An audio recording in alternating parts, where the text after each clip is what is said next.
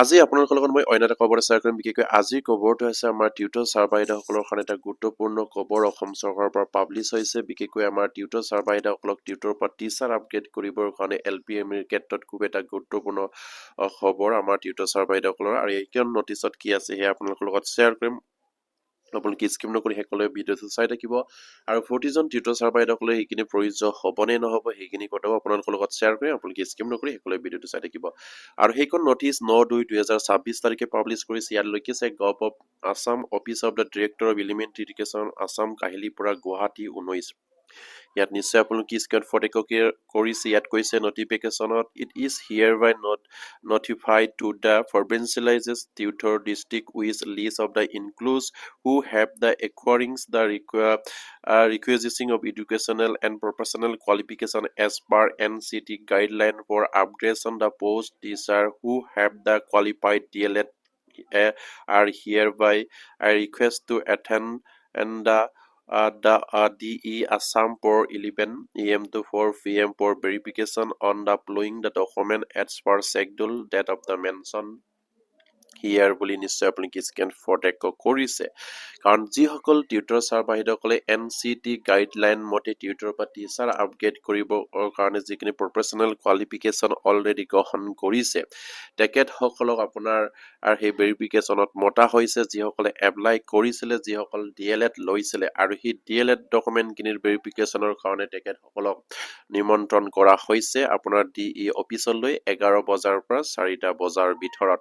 আৰু খুবেই এটা গুৰুত্বপূৰ্ণ খবৰ। আৰু সেইখিনি কেতিয়া মাতিছে ডেট অফ শ্বেডুল নিশ্চয় আপোনালোকক মই ক'ম। ডিষ্ট্ৰিক্ট ৱাইজত মাতিছে বা প্ৰত্যেকটো ডিষ্ট্ৰিক্টে কেতিয়া ক'ত আহিব লাগে সেইখিনিও ক'ম। আপোনালোকে সকলোৱে ভিডিঅ'টো চাই থাকিব। প্ৰথমতে কি ডকুমেণ্ট তেখেতসকলে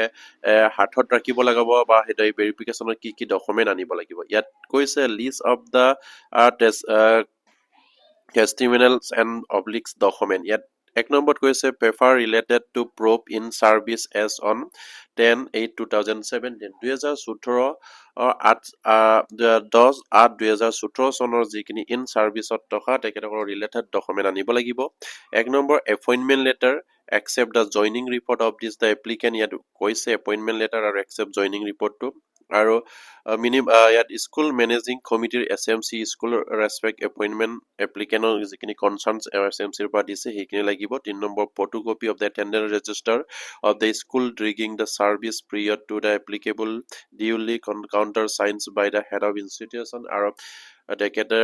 তেতিয়াৰ পৰা যিখিনি আপোনাৰ ছাৰ্ভিচত আছে সেইখিনি তেখেতসকলে ৰেজিষ্টাৰত তেখেতসকলে আনিব লাগিব। এটেণ্ডেন্স ৰেজিষ্টাৰটো তাত আৰু হেডমাষ্টাৰে চহী কৰিব লাগিব। আৰু দুই নম্বৰটো কৰিছে certificate issue by the school authority specifies the service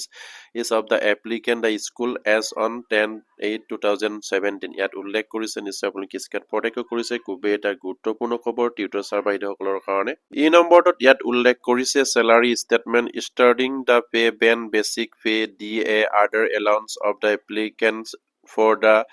entry service period. ইয়াত উল্লেখ কৰিছে আপোনাৰ চেলাৰী ষ্টেটমেণ্ট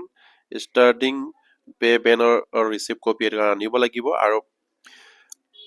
এপত উল্লেখ কৰিছে ইউটাইজ record proof of this the applicant in service 10/8/2014 তেখেতসকলে আপোনাৰ সেই ছাৰ্ভিচটোত আছিলে নাই সেই ইউটাইজৰ ৰেকৰ্ড আনিব লাগিব। আৰু 2 নম্বৰত কৈছে admission record admission slip DLED course টৰ দ্য NIOSৰ যিখিনি DLED কোৰ্চৰ এডমিশ্যন ৰিচিপ্ট আনিব লাগিব। আৰু 3 নম্বৰত কৈছে আপোনাৰ 18 মন DLED চাৰ্টিফিকেট এণ্ড মাৰ্কশ্বিট টৰ the NIOS applicant complete বিফোৰ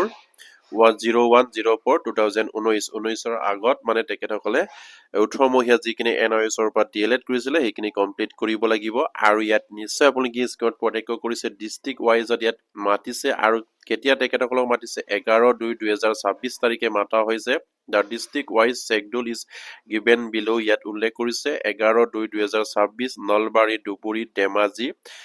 চিৰিভূমি Kamrup Darrang Cachar Golaghat Jorhat Sonitpur Udalguri Baksa Morigaon Kokrajhar Goalpara. ইয়াত আপোনাৰ 14খন ডিষ্ট্ৰিক্টক মাতিছে আপোনাৰ 11/2/2026। ইয়াত খুবেই এটা গুৰুত্বপূৰ্ণ খবৰ। আপোনাৰ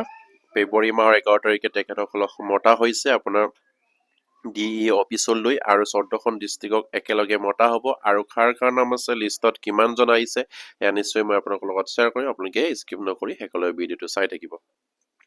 নিশ্চয় আপুনি স্ক্ৰীন ফৰটেকো কৰিছে list of provincial tutor call for the document of verification যিসকল প্ৰভিন্সিয়েল টিউটৰ ছাৰ বাইদেউসকলক নিমন্ত্ৰণ কৰা হৈছিলে তেখেতসকলৰ ডকুমেণ্ট ভেৰিফিকেশ্যনৰ কাৰণে তেখেতসকলক ইয়াত নাম দিয়া হৈছে 1 নম্বৰত কাছাৰ ডিষ্ট্ৰিক্টৰ কোনোবা ছাৰৰ নাম আছে আৰু নিশ্চয় আপুনি স্ক্ৰীন ফৰটেকো কৰিছে ইয়াত আপোনাৰ উল্লেখ কৰিছে নেম অফ পলক আৰু নেম অফ টিচাৰৰ নাম হৈছে শংকৰ দাস আৰু পলকৰ নাম ইয়াত উল্লেখ কৰিছে নেম অফ আপোনাৰ স্কুল প্ৰভিন্সিয়েলাইজ স্কুলখনৰ নাম ইয়াত উল্লেখ কৰিছে খুবেই এটা গুৰুত্বপূৰ্ণ খবৰ কাছাৰৰ 1 পৰা 3 লৈকে আছে তাৰপাছত গোৱালপাৰা তাৰপাছত আকৌ যোৰহাট শোণিতপুৰ ওদালগুৰি আৰু কোকৰাঝাৰ ঠিক তেনেকৈ আহিছে আৰু সেইখিনিত আমাৰ যিসকল আৰু ভেৰিফিকেশ্যনৰ কাৰণে যিসকল টিউটৰ ছাৰ বাইদেউসকলক মতা আছে তেখেতসকলৰ কাৰণে খুবেই এটা ভাল খবৰ তেখেতসকলক ডকুমেণ্ট ভেৰিফাই কৰিবৰ কাৰণে ডকুমেণ্ট ভেৰিফিকেশ্যনৰ কাৰণে টিউটৰ পৰা টিচাৰ আপগ্ৰেড কৰিবৰ কাৰণে সেইসকল শিক্ষক কৰ্মচাৰীক মতা হৈছে আপোনাৰ 11 ফেব্ৰুৱাৰী তাৰিখে তেখেতসকলৰ আপোনাৰ ভেৰিফিকেশ্যন হ'ব আপোনাৰ deasam.gov.in আৰু আপোনাৰ তাত অফিচত আৰু নিশ্চয় আপুনি কিছুমান প্ৰত্যক্ষ কৰিছে খুবেই এটা গুৰুত্বপূৰ্ণ খবৰ আৰু প্ৰতিগৰাকী টিউটৰ ছাৰ বাইদেউসকলে কি ডকুমেণ্ট লৈ আহিব লাগিব সেইখিনি নিশ্চয় কোৱা হ'ল আৰু সেয়া আপোনালোকৰ কাৰণে ভাল খবৰ আৰু এনেকৈ আমাৰ 1 পৰা ইয়াত আপোনাৰ নিশ্চয় আপুনি কিছুমান প্ৰত্যক্ষ কৰিছে 18 লৈকে আছে আৰু ইয়াৰ পাছৰ লিষ্টখিনি আপোনালোকক মই দেখুৱাইছো আপোনালোকৰ নামখিনি আছে নাই চাওক আৰু ইয়াৰ পাছত আছে 19 পৰা আপোনাৰ 41 লৈকে আছে মানে 1 পৰা কেৱল 41 জন টিউটৰ ছাৰ বাইদেউসকলক সেইখিনি মতা হৈছে আৰু নিশ্চয় আপুনি কিছুমান প্ৰত্যক্ষ কৰিছে কোকৰাঝাৰৰ পৰা আপোনাৰ আছে বক্সা আৰু বক্সা আপোনাৰ কোকৰাঝাৰ তাৰপাছত বক্সা জিলা আছে দৰং জিলা আছে তাৰপাছত নলবাৰী তাৰপাছত আপোনাৰ মৰিগাঁও আৰু চিৰিভূমি কামৰূপ ধেমাজি গোৱালপাৰা নিশ্চয় আপুনি কিছুমান প্ৰত্যক্ষ কৰিছে খুবেই এটা গুৰুত্বপূৰ্ণ খবৰ আৰু 40ত ধেমাজিৰ এজন ছাৰৰ নাম আছে আৰু খুবেই এটা ভাল খবৰ প্ৰতিগৰাকী টিউটৰ ছাৰ বাইদেউসকলৰ কাৰণে কাৰণ বিষয়টো হৈছে আপোনাৰ যিসকল টিউটৰ ছাৰ বাইদেউসকল অলৰেডি NCT গাইডলাইন মতে যিসকলে কোৱালিফাইড হৈছে বা যিসকলে তেখেতসকলে কোৱালিফাইড আপোনাৰ গ্ৰহণ কৰিছে টিউটৰ পৰা টিচাৰ আপগ্ৰেড কৰিবৰ কাৰণে সেইসকলৰ অলৰেডি ফাইল ভেৰিফিকেশ্যনৰ কাৰণে তেখেতসকলক আমন্ত্ৰণ কৰা হৈছে আপোনাৰ DE অফিচলৈ মতা হৈছে আৰু তেখেতসকলে 11 বজাত 11 তাৰিখে আপোনাৰ ফেব্ৰুৱাৰী মাহৰ 11 তাৰিখে আপোনাৰ 11 বজাৰ পৰা 4 বজাৰ ভিতৰত তাত উপস্থিত থাকিব লাগিব আৰু তাত তেখেতসকলক কি কৰা হ'ব ডকুমেণ্টখিনি চোৱা হ'ব আৰু ডকুমেণ্টখিনি সঠিক যদি আছে তেনেহ'লে নিশ্চয়কৈ আপোনালোকক টিউটৰ পৰা টিচাৰ আপগ্ৰেড কৰা হ'ব আৰু 2017 চনৰ পৰা আপোনালোকৰ এটেণ্ডেঞ্চ ৰেজিষ্টাৰ কপিটো আনিব লাগিব আৰু আপোনালোকৰ পে বেনৰ ৰিচিপ্ট কপি এটা আনিব লাগিব আৰু ডাইচৰ ৰেকৰ্ডখিনি আনিবলৈ ইয়াত উল্লেখ কৰিছে খুবেই এটা গুৰুত্বপূৰ্ণ খবৰ প্ৰতিগৰাকী তীৰ্থ ছাৰ বাইদেউসকলৰ কাৰণে যিসকলৰ নাম আছে তেখেতসকলৰ কাৰণে ইয়াত ভাল খবৰ কাৰণ 1 পৰা 41 লৈকে সেইখন লিষ্টত আছে আৰু খুবেই এটা ভাল খবৰ সেইসকল তীৰ্থ ছাৰ বাইদেউসকলক 11 ফেব্ৰুৱাৰী তাৰিখে মতা হৈছে আৰু যিসকল তীৰ্থ ছাৰ বাইদেউসকলে তাত আহিব ডকুমেণ্ট ভেৰিফিকেশ্যন কৰিব আৰু নিজৰ ডকুমেণ্টখিনি তাত ছাবমিট দিব পাৰিব আৰু তেখেতসকলক টিউটৰ পৰা টিচাৰ আপগ্ৰেড কৰাৰ প্ৰচেছ অসম চৰকাৰে অলৰেডি সিদ্ধান্ত লৈছে আৰু সেইমতে LPME টিউটৰ ছাৰ বাইদেউসকলক টিউটৰ পৰা টিচাৰ আপগ্ৰেড কৰি আছে আৰু বহুতো টিউটৰ ছাৰ বাইদেউসকলে নিশ্চয়কৈ বাদ পৰি আছে কেৱল আপোনাৰ 9000 LPME টিউটৰ ছাৰ বাইদেউসকলৰ ভিতৰত কেৱল 200-300 যদি আপগ্ৰেড কৰে তেনেহ'লে সেই সমস্যা সমাধান নহয় কাৰণ অসম চৰকাৰে সেইসকল যিসকল আপগ্ৰেডৰ পৰা বঞ্চিত হাজাৰ টিউটৰ ছাৰ বাইদেউসকলক তেখেতসকলক উপযুক্ত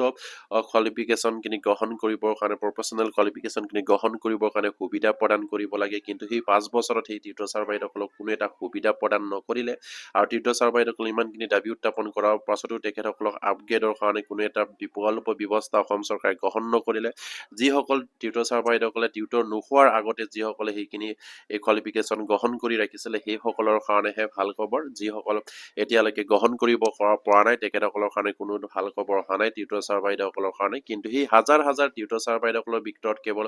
200-300 আপগ্ৰেড কৰিলে কেতিয়াও সমস্যা সমাধান নহয় আৰু সেইখিনি অসম চৰকাৰে চিন্তা কৰি বিকল্প ব্যৱস্থা এটা নিশ্চয়কৈ গ্ৰহণ কৰিব লাগিব আৰু সেই সকলো টিউটৰ ছাৰ বাইদেউসকলক আপগ্ৰেডৰ এটা সুবিধা প্ৰদান কৰি তেখেতসকলে সেইখিনি যিখিনি প্ৰফেশ্যনেল কোৱালিফিকেশ্যন লাগে সেইখিনি লোৱাৰ এটা ব্যৱস্থা কৰি দিব লাগিব যিসকলৰ DLED নাই DLED লোৱাৰ ব্যৱস্থা কৰক যিসকলৰ টেট নাই তেখেতসকলৰ কাৰণে যদি টেট প্ৰয়োজ্য তেনেহ'লে বিশেষ টেটৰ পতাৰ ব্যৱস্থা কৰক অতি সোনকালে আৰু সেয়া